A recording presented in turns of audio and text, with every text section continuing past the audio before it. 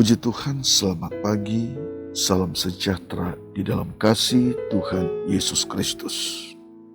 Allah Bapa, dalam nama Tuhan Yesus Kristus kami bersyukur, kami bersuka cita, kami tinggikan, kami muliakan Tuhan. Terima kasih atas kebaikan Tuhan.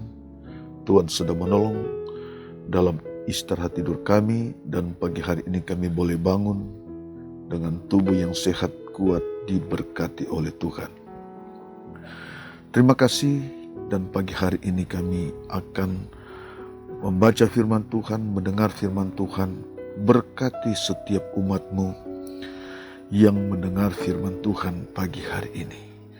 Kami bersyukur dalam nama Tuhan Yesus Kristus. Haleluya. Amin. Puji Tuhan, Bapak Ibu Saudara yang dikasihi oleh Tuhan. Kita buka Alkitab kita dan kita baca dalam Markus 11 ayat 15 sampai 17. Markus 11 ayat 15 hingga 17. Berkata demikian. Lalu tibalah Yesus dan murid-muridnya di Yerusalem. Sesudah Yesus masuk ke bait Allah, mulailah ia mengusir orang-orang yang berjual beli di halaman bait Allah. Meja-meja penukar uang dan bangku-bangku pedagang merpati dibalikkannya.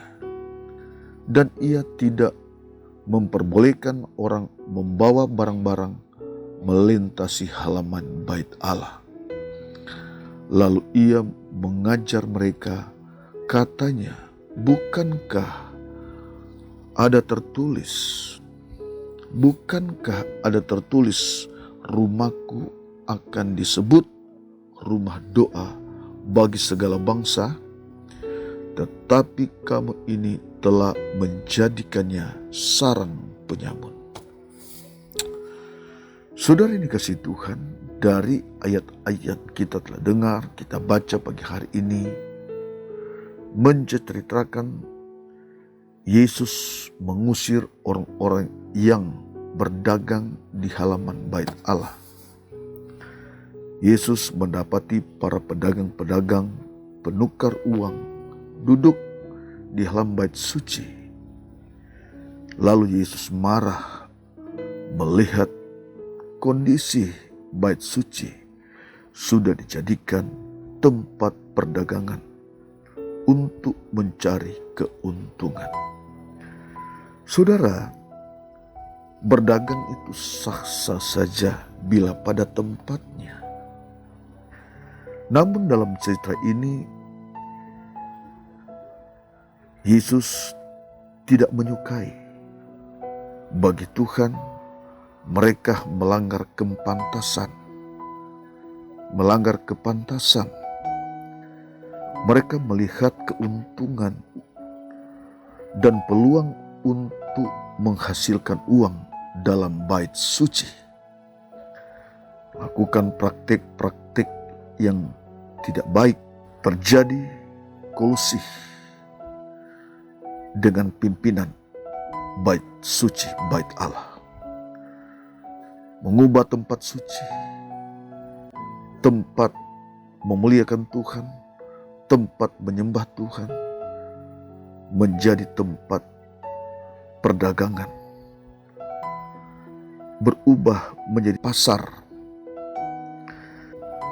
Dan Yesus menjelaskan bahwa tempat suci, bait Allah, rumah doa adalah rumah untuk dapat berjumpa dengan Tuhan. Bait Allah tidak boleh dinajiskan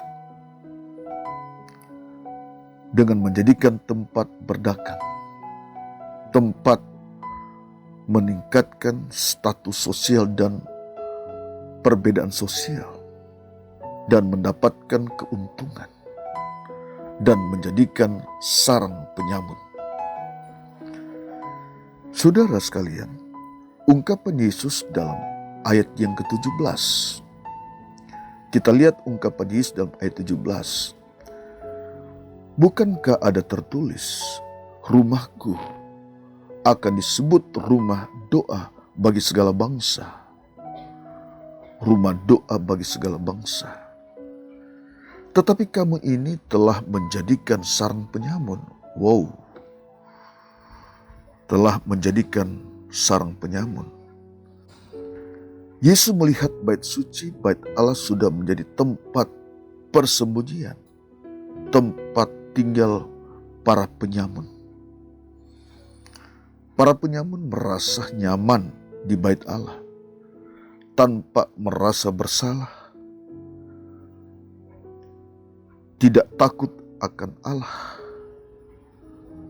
Saudara, bukankah di tempat yang maha tinggi, di tempat yang mulia, di surga, Allah memperhatikan, Allah melihat sendiri perbuatan-perbuatan, tindakan-tindakan orang datang ke bait Allah. Tetapi yang sebenarnya sudah tidak takut akan Allah, sudah tidak menghormati Allah, sudah tidak mengasihi Allah, dan melakukan kompromi dengan tidak benar dengan para penyamun-penyamun demi keuntungan hawa nafsu mereka, hawa nafsu dunia. Sudah dikasih Tuhan, melalui renungan kita di pagi hari ini, kita diingatkan agar kita menjadi umat yang takut akan Allah. Umat yang menghormati Allah, mengasihi Allah, mendengar ajaran firman Allah, dan melakukan kehendak Allah. Melakukan kehendak Tuhan. Kita hidup dalam pertobatan. Bait Allah bukan dijadikan tempat berdagang, tempat para penyamun-penyamun untuk menghasilkan keuntungan-keuntungan. Yesus tidak suka. Allah tidak suka melihat kondisi seperti ini, melakukan hal seperti ini, dan suatu kepantasan jika Yesus marah. Yesus mengusir para pedagang-pedagang, penyamun-penyamun yang ada di dalam bait Allah.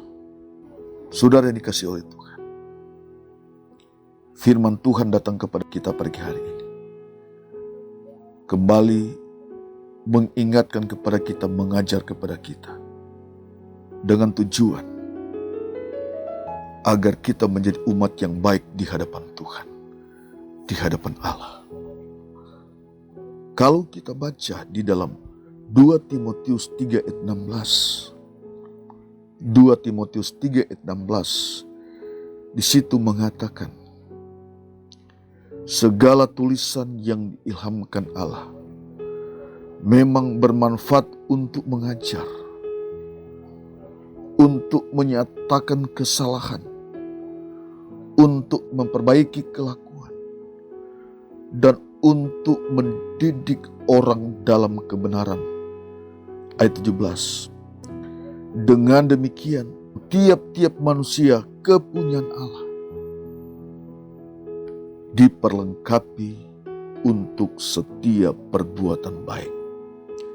Saudara sekalian yang dikasihi oleh Tuhan, barangkali dalam pendengar saudara ini sangat keras